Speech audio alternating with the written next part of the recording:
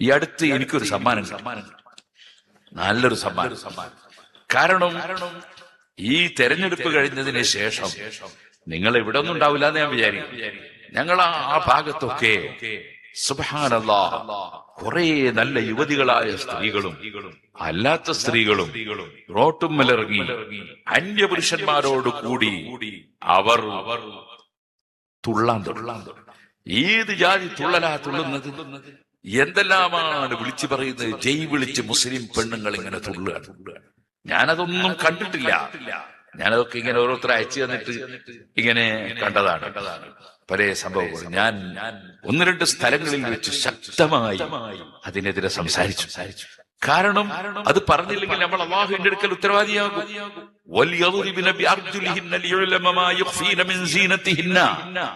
പരിശുദ്ധ ഖുർആൻ എന്റെ പ്രിയപ്പെട്ട സഹോദരിമാരെ, നമ്മുടെ ബാപ്പുട്ടി ദാരിമി അല്ലാഹു തആല അദ്ദേഹത്തിനും നമ്മുടെ പണ്ഡിതന്മാർക്കൊക്കെയും ദീർഘായുസ്സും ആഫിയത്തും തൗഫീഖും ഹിമ്മത്തും നമുക്കും വർദ്ധിപ്പിച്ചു തരുമാറാകട്ടെ. ഞാനിങ്ങനെ സ്റ്റേജിലിരുന്നപ്പോ നമ്മളെ സപ്ലിമെന്റ് വായിച്ചു. അപ്പൊ നോക്കുമ്പോ ബാപ്പുട്ടി ദാരിമിക്ക് എന്നെ കാണാൻ വയസ്സുണ്ട്. ഞാൻ വിചാരിച്ചു എന്നെ കാണാൻ വയസ്സ് കുറവാണ്. ഏതായിരുന്നാലും ശരി, ബാപ്പുട്ടി ദാരിമി എന്ത് ചെയ്തു? അദ്ദേഹം അൽഹംദുലില്ലാഹ് എത്ര അധ്വാനിച്ചിട്ടാണ് അദ്ദേഹവും അദ്ദേഹത്തിന്റെ കൂട്ടുകാരും ഈ സ്ഥാപനം സ്ഥാപിച്ചിട്ടുണ്ടാകുക. അപ്പൊ ഇരിക്കട്ടെ, ഈ ടൗണിലിറങ്ങിയിട്ട് മുസ്ലിം സ്ത്രീകൾ തുള്ളുകയാണ്. അള്ളാന്റെ ഖുർആൻ പറയാണ്, വലാ യദ്രിബന ബിഅർജുലിഹിന്ന ലിയുഅലമ മാ യുഖ്ഫീന മിൻ സീനതിഹിന്ന. ബാപ്പുട്ടി ദാരിമി സാറിനോട് ഒരുപാട് സ്ത്രീകളുണ്ട് എന്ന് പറഞ്ഞു. അതുകൊണ്ടാണ് ഞാനിത് പറയുന്നത്. അതെ, ഖുർആൻ പറയാണ്, സ്ത്രീകളെ നിങ്ങൾ കാലെടുത്ത് വെച്ചിട്ട് പോലും ശബ്ദമുയർത്താൻ പാടില്ല. കരയുന്ന ചെരുപ്പ് ധരിച്ചിട്ടോ പാദസരം ധരിച്ചിട്ടോ കാല് കുലുക്കി നിങ്ങളിലേക്ക് ഒരു പുരുഷൻ തിരിഞ്ഞു നോക്കാനുള്ള അവസ്ഥ ഉണ്ടാക്കാൻ പാടില്ല. നിങ്ങളുടെ അഴകിനാൽ നിങ്ങൾ മറച്ചു വെച്ചത് മറ്റൊരാൾ അറിയാനുള്ള അവസരം ഉണ്ടാക്കാൻ പാടില്ല. നമ്മൾ നല്ല ഡ്രസ് ഇട്ട് നല്ല അത്തറും പൂശി നല്ല പൗഡർ ഇട്ട് റോട്ടും ഇറങ്ങിയിട്ട് യുവതികൾ ഇങ്ങനെ തുള്ളുന്നെ. അതിങ്ങനെ തുള്ളുന്നത് എല്ലാ ഖാദിമാരും കാണുന്നില്ലേ? എല്ലാ ഖതീബുമാരും കാണുന്നില്ലേ? എന്നിട്ടോ പള്ളികളിൽ നിന്ന് ഇങ്ങനെ ചെയ്യരുതെന്നൊരു ഉപദേശം പണ്ഡിതന്മാർ സാധാരണക്കാർക്ക് നൽകേണ്ടതില്ലേ? സുബ്ഹാനല്ലാഹ്, നമുക്ക് സ്ത്രീകളോട് വല്ല എതിർപ്പുണ്ടായിട്ടാ? എന്റെ ഭാര്യയെ ഞാൻ അങ്ങനെ അയച്ചിട്ടില്ല. കാരണം എന്റെ ഭാര്യ എനിക്ക് വെറുപ്പുണ്ടായിട്ടാ? അല്ല, എന്റെ ഭാര്യയും എന്റെ കൂടെ തന്നെ സ്വർഗത്തിൽ കിടക്കണം എന്ന് ആഗ്രഹമുള്ളത് കൊണ്ടാണ്. എന്തുകൊണ്ടാണ് ശംസുൽ ഉലമ ഇ.കെ. അബൂബക്കർ മുസ്ലിയാർ? എന്തുകൊണ്ടാണ് മഹാനായ കണ്ണീത്ത് അഹമ്മദ് മുസ്ലിയാർ? എന്തുകൊണ്ടാണ് ഓക്കെ ഉസ്താദ്? എന്തുകൊണ്ടാണ് താജുൽ ഉലമ? എന്തുകൊണ്ടാണ് അഹമ്മദ് വൈസ് ശാലിയാത്തി? എന്തുകൊണ്ടാണ് ശംസുൽ ഉലമ ഖുതുബി നവറല്ലാഹു മർഖദഹും? അങ്ങനെയുള്ള മഹാന്മാർ അവരൊന്നും അവരെ ഭാര്യമാരെ പള്ളിയിലേക്ക് അയക്കാതിരുന്നത് എന്തുകൊണ്ടാണ്? അവർക്ക് അവരെ കൂടെ അവരെ ഭാര്യയും സ്വർഗത്തിൽ കിടക്കണമെന്ന് ആഗ്രഹമുള്ളത് കൊണ്ടാണ്. അതിനു മുമ്പ് കഴിഞ്ഞു പോയ കേരളത്തിലുള്ള എത്ര എത്ര ആലിമീങ്ങളുണ്ട്. സുബ്ഹാനല്ലാഹ്, ഭക്ഷണം കഴിച്ചുകൊണ്ടിരിക്കുമ്പോ കോടഞ്ചേരി അഹമ്മദ് കുട്ടി മുസ്ലിയാർ എന്നാണ് പേരെന്റെ ഓർമ്മ. ചെറിയ കുട്ടീനെയും കൂട്ടിയിട്ട് ഉമർ ഖാദിന്റെ അടുത്ത് ചെന്നു. ഈ കുട്ടിക്കൊന്നും തിരിയുന്നില്ല ഉസ്താദേ, ദ്വാരക്കണം. അപ്പോ ഭാര്യ തിന്നുകൊണ്ടിരിക്കുന്ന ഭക്ഷണത്തിൽ നിന്ന് ഒരല്പം വായിൽ വെച്ചുകൊണ്ടിട്ടുണ്ട്. അവൻ നല്ല ആലിമാവൂ എന്ന് പറഞ്ഞു. ആ കോടഞ്ചേരി അഹമ്മദ് കുട്ടി മുസ്ലിയാർ, നിങ്ങൾ ചെന്ന് നോക്കൂ. തിരൂരങ്ങാടി നടുവിലപ്പള്ളിയിലാണ് അതിന്റെ പേര് നിന്റെ ഓർമ്മ. കയറി ചെല്ലുന്ന സ്ഥലത്ത് മഹാനവറുകളുടെ മഖബറുണ്ട്, ഖബറുണ്ട്. അവിടെ എഴുതിയിട്ടുണ്ട് മുദരിസു മക്കാന്ന് എഴുതിയിട്ടുണ്ട്. കാരണം മൂപ്പര് നാദാപുരത്ത് നിന്ന് ഓതി പഠിച്ചതാ. എന്റെ നാട്ടിൽ നിന്ന് നാദാപുരത്ത് നിന്ന് ഓതി പഠിച്ചതാ. അവിടെ ഓതിക്കൊണ്ടിരിക്കുമ്പോ കുറച്ചാളുകള് അവരുടെ ഉസ്താദായ മേനക്കോത്ത് ഓറ് എന്ന് പറയുന്ന വലിയൊരു മഹാനുണ്ട്, കുഞ്ഞമ്മദ് കുട്ടി മുസ്ലിയാർ എന്നാണ് പേര് നിന്റെ ഓർമ്മ. അദ്ദേഹത്തിന്റെ അടുക്കൽ ഫത്വക്ക് വന്നു. ഫത്വ എഴുതി കൊടുക്കാൻ വേണ്ടി ശിഷ്യനോട് പറഞ്ഞു. മൂപ്പര് നല്ല അക്ഷരത്തിൽ എഴുതും. അങ്ങനെ എഴുതി കൊടുത്തു. അപ്പൊ 50 ഉറുപ്പിക ഫത്വ കിട്ടിയ ആൾക്കാർ 50 ഉറുപ്പിക. അന്ന് 50 ഉറുപ്പിക എന്ന് പറഞ്ഞാല് 50,000 ഒന്നുമല്ല, 5 ലക്ഷമല്ല, 50 ഉറുപ്പിക ഹദി കൊടുത്തു ആ കുട്ടിക്ക്. അപ്പൊ ആ സംഖ്യ കൊണ്ട് മോട്ടോർ ബൈക്ക് എടുത്തോ? ഇല്ല, ബൈക്ക് എടുത്തില്ല, ഹജ്ജിന് പോകാൻ തീരുമാനിച്ചു. അങ്ങനെ ഹജ്ജിന് പോയിട്ട് അവിടെ നിന്ന് കിതാബ് ഓതി പഠിച്ചു. ആരാണ്? ഉസ്താദ് അബ്ദുൽ ഹമീദ് ഷിർവാനി റഹ്മത്തുള്ളാഹി അലൈഹിയാണ്. മഹാനവറുകൾ ഓതിപ്പടിച്ച ആളാണ്. നമ്മുടെ ഫത്ഹുൽ മുഈനിന് ഹാശിയ എഴുതിയ സയ്യിദ് ബക്കരി റഹ്മത്തുള്ളാഹി അലൈഹി. അതാണ് മുദരിസ് മക്ക എന്ന് ഇപ്പോഴും അവിടെ എഴുതി വെച്ചത് കാണാം. സുഹൃത്തുക്കളെ, അങ്ങനത്തെ എത്ര വലിയ ആലിമീങ്ങളോട് കഴിഞ്ഞുപോയി. ഉമർ ഖാദി റളിയല്ലാഹു അൻഹു കഴിഞ്ഞുപോയി. അതിന്റെയും മുമ്പുള്ള സൈനുദ്ദീൻ മഖ്ദൂം അവരാരും അവരെ ഭാര്യമാരെ പള്ളിയിൽ അയച്ചില്ലല്ലോ. അവരെ മുമ്പ് കഴിഞ്ഞുപോയ ഇമാമിങ്ങൾ ആരോ അയച്ചോ? അവരും അയച്ചില്ലല്ലോ. അങ്ങനെ പോയിട്ട് ഷാഫി ഇമാം റളിയല്ലാഹു അൻഹു പറഞ്ഞയച്ചില്ലല്ലോ, അബൂ ഹനീഫ തങ്ങൾ പറഞ്ഞയച്ചില്ലല്ലോ, മാലിക് ഇമാം പറഞ്ഞയച്ചില്ലല്ലോ, അഹ്മദ് ബിൻ ഹംബൽ റളിയല്ലാഹു അൻഹു പറഞ്ഞയച്ചില്ലല്ലോ. അങ്ങനെ പോയിട്ട് ഉമർ ഇബ്നുൽ ഖത്താബ് റളിയല്ലാഹു അൻഹു ഒരു ഭാര്യ പള്ളിയിലേക്ക് ഇശായിനും സുബീക്കും പോയാൽ ആരും കാണൂലല്ലോ, ഇരുട്ടല്ലേ, ഇന്നത്തെ പോലെ ലൈറ്റൊന്നും ഇല്ലല്ലോ എന്ന് വിചാരിച്ച് പോകാൻ ഇറങ്ങിയപ്പോ ഉമർ ഇബ്നുൽ ഖത്താബ് വെറുപ്പ് പ്രകടിപ്പിച്ചു. തടഞ്ഞില്ലെങ്കിൽ ഞാൻ എന്തായാലും പോകും എന്ന നിലക്ക് മഹദി പുറപ്പെട്ടു. കാരണം ആ മഹദിക്ക് നബി സല്ലല്ലാഹു അലൈഹി വസല്ലം തങ്ങൾ വീട്ടിൽ വെച്ച് നിസ്കരിക്കലാണ് ഖൈർ എന്ന് പറഞ്ഞ ഹദീസ് ലഭ്യമായിരുന്നില്ല, കിട്ടിയിരുന്നില്ല. കിട്ടിയിട്ടുണ്ടേ പോവില്ല. കിട്ടാത്തത് കൊണ്ടാണ് മഹദി പോയത്. ആരും കാണൂലല്ലോ എന്ന് വിചാരിച്ചു പോയതാണ്. അങ്ങനെ ഇറങ്ങിപ്പോകുമ്പോ വഴിക്ക് കാത്തു നിന്നിട്ട് ബേക്കിൽ നിന്നൊരൊറ്റ അടി കൊടുത്തു ഉമർ ഇബ്നുൽ ഖത്താബ് റളിയല്ലാഹു അൻഹു. ആ സ്ത്രീ മടങ്ങി, പിന്നെ പോയില്ല. ഇത് അൽ ബിദായത്തു വന്നിഹായയിൽ കാണാം. എന്തിനാണ് ഉമർ ഇബ്നുൽ ഖത്താബ് റളിയല്ലാഹു അൻഹു ഇങ്ങനെ ചെയ്തത്? അതെ, ഉമർ ഇബ്നുൽ ഖത്താബ് റളിയല്ലാഹു അൻഹുവിന്റെ ഭാര്യ ഉമർ ഇബ്നുൽ ഖത്താബ് തങ്ങളുടെ കൂടെ തന്നെ സ്വർഗ്ഗത്തിൽ കിടക്കണമെന്ന് ആഗ്രഹമാണ്. അതേ സമയത്ത് അത്തരത്തിലുള്ള ചിന്താഗതികൾ, എന്റെ ഭാര്യ, എന്റെ കുടുംബം സ്വർഗത്തിലെത്തണം എന്ന ചിന്തയില്ലാത്ത ഏതെങ്കിലും മൗലവിമാര് പുതിയ ദീനുണ്ടാക്കി അങ്ങനെ അവര് സ്ത്രീകളോട് രംഗത്തിറങ്ങാൻ പറഞ്ഞു. അങ്ങനെ അവരെ രംഗത്തിറക്കി. അതിങ്ങനെ വളർന്ന് വളർന്ന് ഇപ്പോ പള്ളി പോലൊക്കെ പോയിട്ട് റോട്ടുമ്മൽ ഇറങ്ങിയിട്ട് തുള്ളല്. അപ്പൊ ഞാൻ ഈ തുള്ളുന്നതിനെതിരെ ഈ ആയത്തോതിയിട്ട് എന്ന ആയത്തോതിയിട്ട് ഞാൻ പ്രസംഗിച്ചു. അതിനെനിക്ക് നല്ലൊരു സമ്മാനം കിട്ടി. കിട്ടിയ സമ്മാനം എങ്ങനെ? എന്റെ കൂടെയുള്ള ഇസ്ഹാഖിനോട് ചോദിച്ചാൽ നമ്മളെ കുമ്മോടി ഇബ്രാഹിം സഖാഫി, അദ്ദേഹം ഇട്ടൊരു വോയിസ് ഉണ്ട് എന്റെ അദ്ദേഹത്തിന്റെ ഫോണിൽ. ഇബ്രാഹിം സഖാഫിനെ മലപ്പുറം ജില്ലയിലുള്ള, നിങ്ങൾ കുറ്റക്കാരായിട്ടില്ല കേട്ടോ, അങ്ങനെ തെറ്റിദ്ധരിക്കരുത്, അങ്ങനെ തെറ്റിദ്ധരിക്കരുത്. മക്കയിലാണ് നബി സല്ലല്ലാഹു അലൈഹി വസല്ലം ജനിച്ചത്. അവിടെ തന്നെ ചിലപ്പോ വേറെയും പലരും ജനിച്ചിട്ടുണ്ടാവും. മക്ക എന്ന് പറയുന്ന പ്രദേശത്തിന് കുഴപ്പമൊന്നുമില്ല, അങ്ങനെ ആരും തെറ്റിദ്ധരിക്കരുത്. ഇരിക്കട്ടെ, ഒരാള് ഒരു മൊയ്ലാരോട് പറഞ്ഞു, പേരുടെ അബ്ദുറഹ്മാൻ സഖാഫിന്റെ വീട്ടില് മകളെ കല്യാണം നടന്നു. മഞ്ഞ കല്യാണം, ചുവപ്പ് കല്യാണം, പച്ച കല്യാണം, നീല കല്യാണം, 5 ദിവസം തുടർച്ചയായി ഗംഭീര പരിപാടി. അപ്പൊ ഈ മൊയ്ലാരി ഇത് കേട്ടിട്ട് അയാൾക്ക് ഭയങ്കര വിഷമം. അയാൾ ഇബ്രാഹിം സഖാഫിനെ വിളിച്ചു, ഉള്ള തന്നെയാണോ ഉസ്താദെ, അങ്ങനെ സംഭവം നടന്നോ? ഇബ്രാഹിം സഖാഫി പറഞ്ഞു, 45 കൊല്ലം ഞങ്ങൾ ഒന്നായിട്ട്. അങ്ങനെ അദ്ദേഹത്തിന്റെ ഒരു മകളെ കല്യാണം നടന്നിട്ടുണ്ടെങ്കിൽ ഞാൻ അറിയാണ്ട് നടക്കൂല. അദ്ദേഹത്തിന്റെ മകളെ കല്യാണം ഒറ്റ ഇതുവരെയും നടന്നിട്ടില്ല. പക്ഷേ ഇങ്ങനെയാണ് പ്രചരണം എന്ന് പറയുന്നത്. അതാണ് പരിശുദ്ധ ഖുർആൻ പറഞ്ഞത്, വസ്ബിർ അലാ മാ അസാബക. നമ്മൾ ഹഖ് തുറന്നു പറഞ്ഞ് പ്രവർത്തിക്കുമ്പോൾ ഒരുപാട് പ്രയാസങ്ങൾ അനുഭവിക്കേണ്ടി വരും. അതിൽ ക്ഷമിച്ചു നിൽക്കണം. ഇന്ന ദാലിക മിൻ അസ്മിൽ ഉമൂർ. അത് തീരുമാനിച്ചുകൊണ്ട് മുന്നോട്ട് പോകേണ്ട സംഗതിയാണ്. അതില്ലാതെ ദീൻ ഇവിടെ പ്രചരിപ്പിക്കാൻ കഴിയില്ല. കഴിഞ്ഞുപോയ മഹാന്മാരുടെ ഒക്കെ ചരിത്രം അങ്ങനെ തന്നെയാണ്.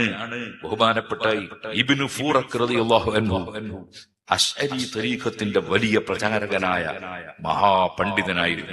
ബഹുമാനപ്പെട്ടവരെ സംബന്ധിച്ച് ഭരണാധികാരിയോട് പോയിട്ട് ആരോപണം പറഞ്ഞു കൊടുത്തു. ഇബ്നു ഫൂറഖ് എന്ന് പറയുന്ന അബൂബക്കർ ഇബ്നു ഫൂറഖ്, അദ്ദേഹത്തിന്റെ വാദറിയങ്ങള്, അദ്ദേഹത്തിന്റെ വാദം ഇപ്പോൾ മുഹമ്മദ് നബി സല്ലല്ലാഹു അലൈഹി വസല്ലം തങ്ങൾ റസൂലല്ല എന്നാണ്. സുബ്ഹാനല്ലാഹ്, മുഹമ്മദ് നബി ഇപ്പോൾ നബി അല്ല, വഫാത്ത് വരെ മാത്രമേ ഉള്ളൂ എന്നാണ് അബൂബക്കർ ഇബ്നു ഫൂറഖിന്റെ അഭിപ്രായം എന്ന് ഭരണാധികാരിനോട് പറഞ്ഞു കൊടുത്തു. ഭരണാധികാരി അബൂബക്കർ ഇബ്നു ഫൂറഖ് റളിയല്ലാഹു അൻഹുവിനെ വിളിച്ചുകൊണ്ടുവന്ന് വിചാരണ ചെയ്തു. അപ്പോൾ മഹാനവറുകൾ പറഞ്ഞു, ഓ രാജാവേ, അഷ്റഫുൽ ഖൽഖ് സല്ലല്ലാഹു അലൈഹി വസല്ലം തങ്ങൾ ഇപ്പോൾ നബിയാണെന്ന് മാത്രമല്ല, അവിടുന്ന് ലോകത്തേക്ക് വരുന്നതിന് മുമ്പ് തന്നെ അതേ കുന്തു നബിയൻ വആദമു ലമുൻജദിലു ഫീ ത്വീനതിഹി, ആദം നബി കളിമണ്ണിലുള്ള സമയത്ത് തന്നെ ഞാൻ നബിയാണെന്ന് അവിടുന്ന് പറഞ്ഞിട്ടുണ്ട്. ജനിക്കുന്നതിന് മുമ്പ് തന്നെ നബിയാണ്. അതിന്റെ ശേഷവും നബിയാണ്, വഫാത്തിന് ശേഷവും നബിയാണ്. എല്ലാ നിസ്കാരത്തിലും അശ്ഹദു അന്ന മുഹമ്മദർ റസൂലുള്ളാഹ്, മുഹമ്മദ് നബി അള്ളാഹുവിന്റെ റസൂലായിരുന്നു എന്നല്ലല്ലോ അതിന്റെ അർത്ഥം, അള്ളാഹുവിന്റെ റസൂലാണ് എന്നല്ലേ അതിന്റെ അർത്ഥം. ഇപ്പോഴും അത് പറയുന്നവനല്ലേ ഞാൻ. ആ രാജാവിന് മനസ്സിലായി ആരോപണം ശരിയല്ല. അബൂബക്കർ ഫാറൂഖ് റളിയല്ലാഹു അൻഹു സമ്മാനം കൊടുത്ത് തിരിച്ചയച്ചു. പക്ഷേ അബൂബക്കർ ഫാറൂഖ് റളിയല്ലാഹു അൻഹു സുന്നത്ത് ജമാഅത്ത് തുറന്ന് പറഞ്ഞ കാരണത്താൽ മഹാനവറുകൾക്ക് ഭക്ഷണത്തിൽ വിഷം കൊടുത്ത് കൊന്നുകളഞ്ഞു. ഇമാം റാസി റളിയല്ലാഹു അൻഹു അങ്ങനെ സംഭവിച്ചതായി ചില പണ്ഡിതന്മാർ രേഖപ്പെടുത്തിയിട്ടുണ്ട്. ഓ സുഹൃത്തുക്കളെ, പക്ഷേ ഇമാം സുബ്കി റളിയല്ലാഹു അൻഹുവിനെ പോലുള്ള പണ്ഡിതന്മാർ രേഖപ്പെടുത്തിയത് കാണാം. ഖബ്റുഹു യുസ്തസ്ഖാ ബിഹി വഖബ്റുഹു യുസ്തശ്ഫാ ബിഹി. സുന്നത്ത് ജമാഅത്തിന് വേണ്ടി ത്യാഗം ചെയ്ത് പ്രവർത്തിച്ചതിനാൽ മഹാനവറുകളെ ഖബറിന്റെ അടുക്കൽ പോയി ദുആ ചെയ്താൽ മഴയില്ലാത്ത സമയത്ത് മഴ കിട്ടും, അവിടെ പോയി ദുആ ചെയ്താൽ രോഗത്തിന് ശമനം കിട്ടും. അത്രയും വലിയ സ്ഥാനം മഹാനായ അബൂബക്കറിന് ഫാറൂഖ് റളിയല്ലാഹു അൻഹുവിന് അല്ലാഹു കൊടുത്തു. അപ്പോൾ എന്റെ ചെറുപ്പക്കാരായ പണ്ഡിതന്മാർ, ദീനീ പ്രവർത്തനം നടത്തൽ പാൽപ്പായസമാണെന്ന് വിചാരിക്കരുത്.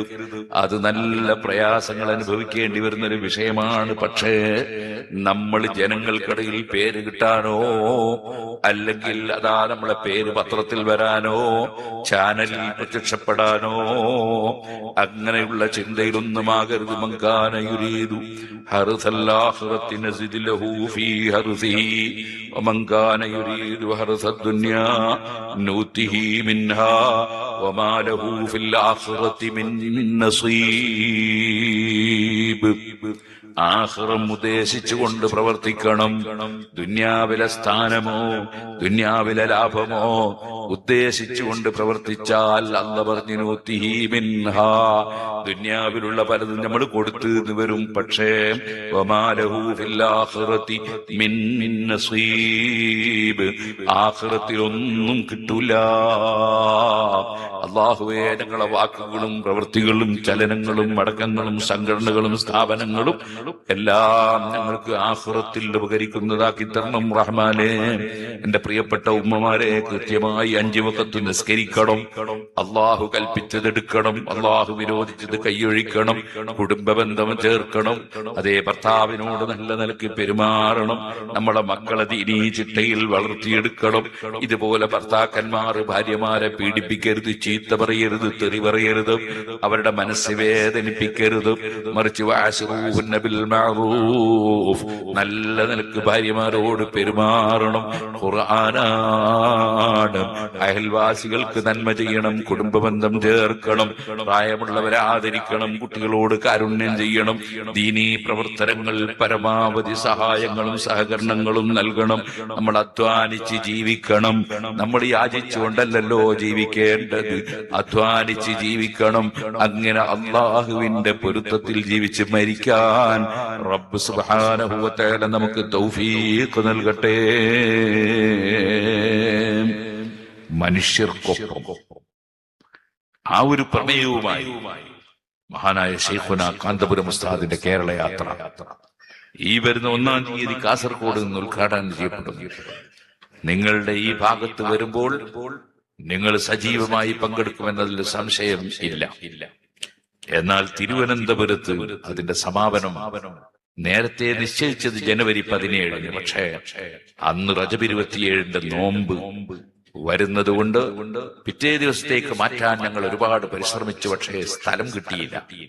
അതുകൊണ്ട് തലേ ദിവസത്തേക്ക് മാറ്റി 16-ന്. അങ്ങനെ 16-ന് സമാപനം നിശ്ചയിച്ചു. നിങ്ങൾ കഴിയുന്നവരൊക്കെ അവിടെയും പങ്കെടുക്കാൻ വേണ്ടി ശ്രമിക്കണം. അന്നത്തെ രാത്രിയിൽ ഞങ്ങൾ ചർച്ച ചെയ്തു. അന്നൊരു മിഅ്റാജ് രാവാണല്ലോ. അതുകൊണ്ട് തന്നെ വെറും സമാപനം എന്നതിന് പുറമെ ഒരു നല്ല ദുആ സമ്മേളനവും കൂടിയാക്കി നടത്താൻ തീരുമാനമെടുത്തു. ശൈഖുന കാന്തപുരം ഉസ്താദാണ് അത് പറഞ്ഞത്. അങ്ങനെയാണ് നടക്കാൻ പോകുന്നത്. മിഅ്റാജ് രാവ് അത് വലിയ പുണ്യമുള്ള രാവാണല്ലോ. ഇരിക്കട്ടെ സുഹൃത്തുക്കളെ, നിങ്ങളെല്ലാവരും എല്ലാ വിഷയത്തിലും സജീവമായി ഉണ്ടാകണം എന്നീ സമയത്ത് ഉണർത്തുന്നു. നമ്മുടെ സംഘടനകൾ ഇല്ലെങ്കിൽ നമ്മുടെ നാട്ടുകാരുടെ അവസ്ഥ ഇപ്പൊ നമ്മൾ കാണുന്നുണ്ടല്ലോ. അങ്ങ് പശ്ചിമ ബംഗാളിൽ നിന്നും അതുപോലെ ബീഹാറിൽ നിന്നും ഹരിയാനയിൽ നിന്നൊക്കെ വരുന്ന തൊഴിലാളികളെ കാണുന്നില്ലേ? അവർക്ക് നിസ്കാരം അറിയോ? ഒതു അറിയോ? അവർക്ക് എന്തെങ്കിലും അറിയോ? എന്തേ അറിവില്ലായ്മയായി പോയത് എന്തുകൊണ്ടാണ്? പണ്ഡിതന്മാരുടെ പ്രവർത്തനങ്ങളില്ലാത്തത് കൊണ്ടാണ്.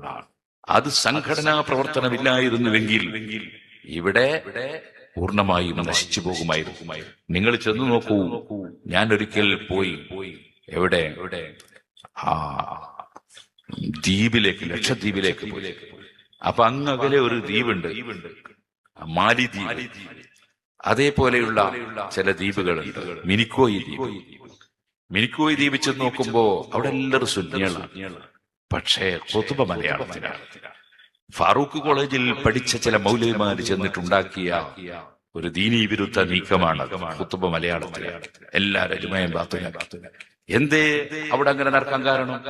അവിടെ നമ്മുടെ സമസ്ത കേരള ജമിയത്തുൽ ഉലമയുടെ, നമ്മുടെ SYSന്റെ, നമ്മുടെ SSFന്റെ, കേരള മുസ്ലിം ജമാഅത്തിന്റെ പ്രവർത്തനങ്ങൾ ഉണ്ടായില്ല.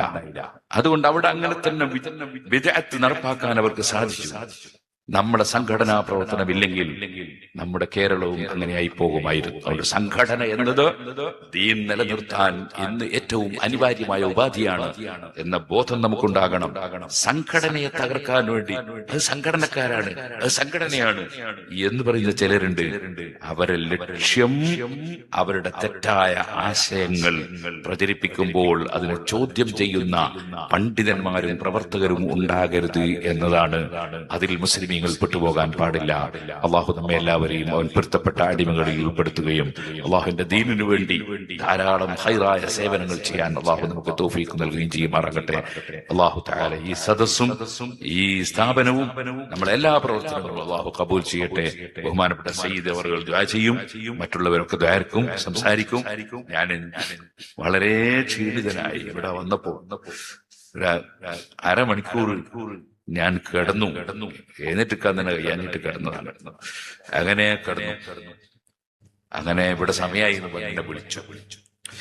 അങ്ങനെ വിളിച്ചപ്പോ ഞാൻ മനസ്സോടെ എഴുന്നേറ്റ് ഒതുവെടുത്ത് നിസ്കരിച്ച് ഭക്ഷണം കഴിച്ചു വന്നു. ഇവിടെ എത്തിയപ്പോ എനിക്ക് തോന്നി കുറച്ചും കൂടി കിടക്കാമായിരുന്നു എന്ന് തോന്നി. ഏതായിരുന്നാലും ശരി, അല്ലാഹു സുബ്ഹാനഹു വ തആല നമുക്ക് എല്ലാവർക്കും ഖൈർ ചെയ്യട്ടെ. എല്ലാവരോടും ദുആ കൊണ്ട് വസിയത്ത് ചെയ്യുന്നു. അസ്സലാമു അലൈക്കും വറഹ്മത്തുള്ളാഹി വബറകാതുഹു.